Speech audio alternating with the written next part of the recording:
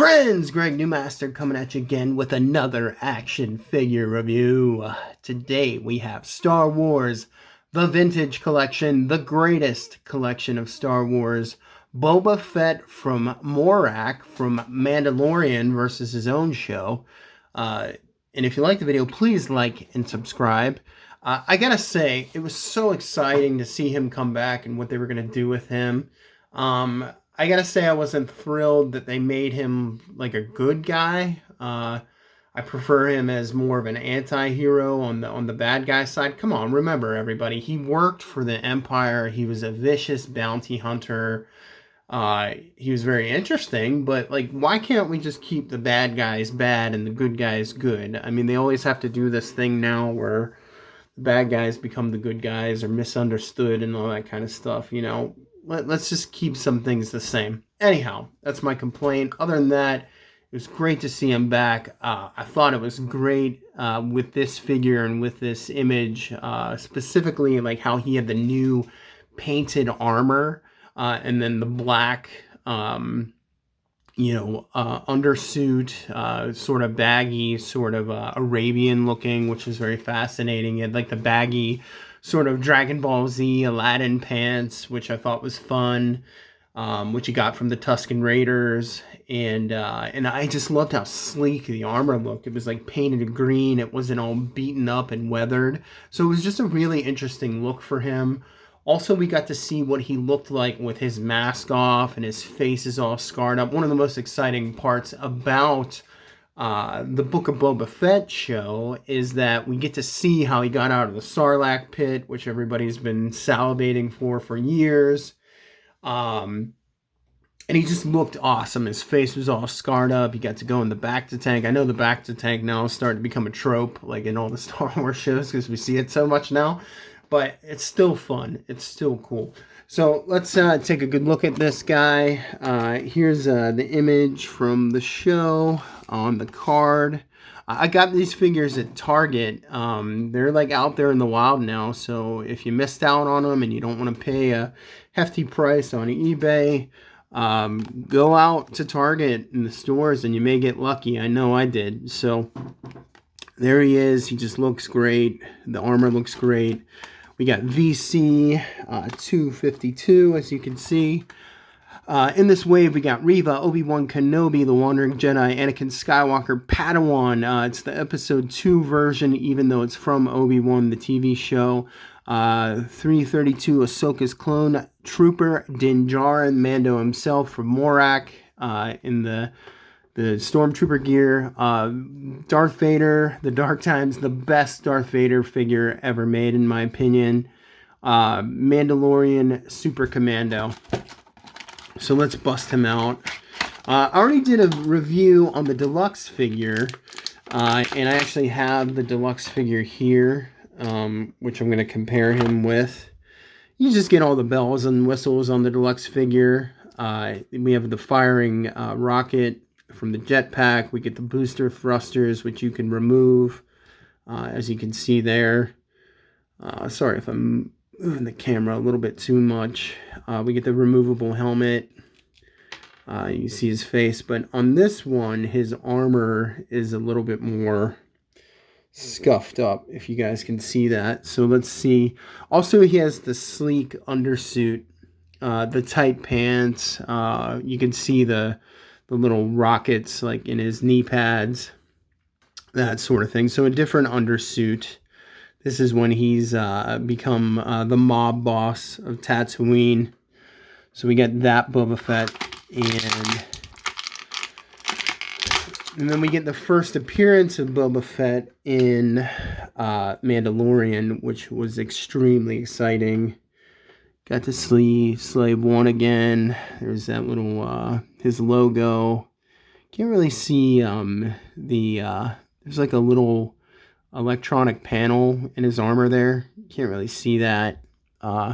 Looks nice and painted up. He looks nice and healed up too. There's subtle scars, if you can see on the top of his head there. So he looks a lot nicer, healthier in this version. There's his crest sigil on the side there. This jetpack It's just a standard sculpted jetpack. The missile is not removable. Everything is green, so there's not much detail. So that's a little bit disappointing compared to the deluxe figure, if you missed out on the deluxe figure. And now we have this new, the baggy pants. Ahsoka has baggy pants like this too.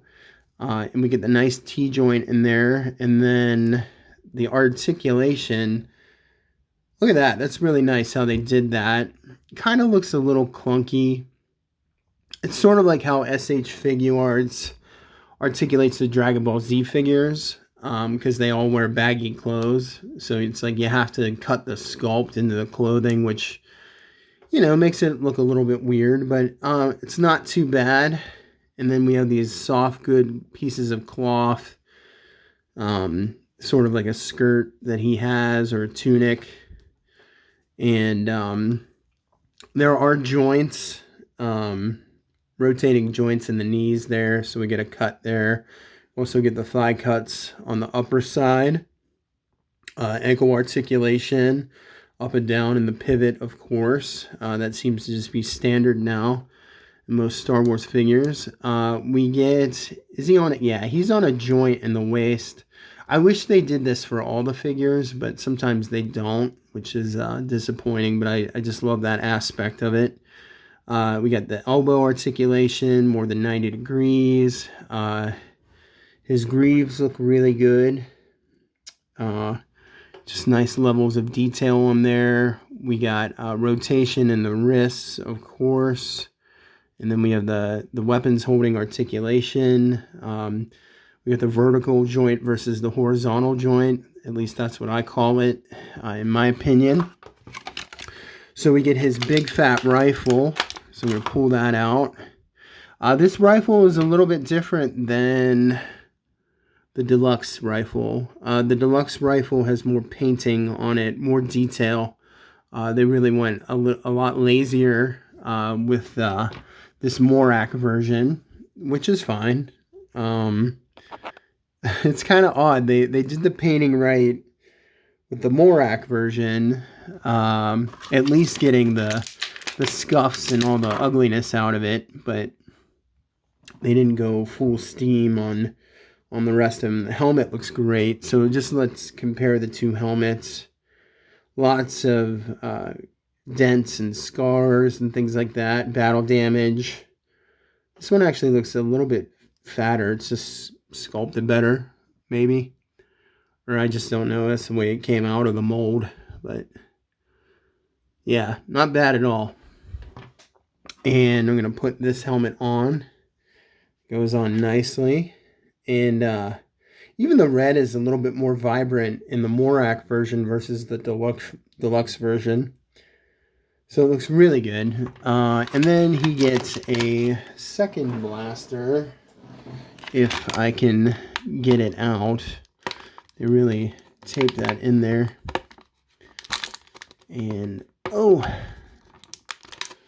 I'm sorry, everybody. I am wasting time as you watch me cut this out with an X-Acto knife. But then he gets this nice little blaster, which is great. So he has a nice little side blaster, nice little handgun, versus his father, Jango Fett, who always used two, versus a big rifle. So he looks really good.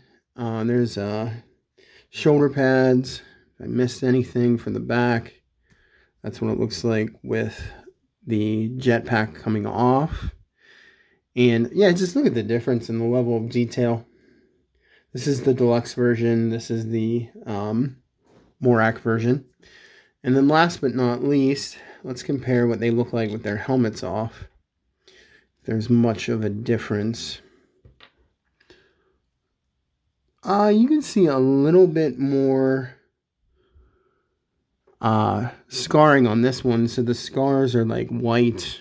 I guess that would be as if they were healed. They're a little bit more raw on the Morak version.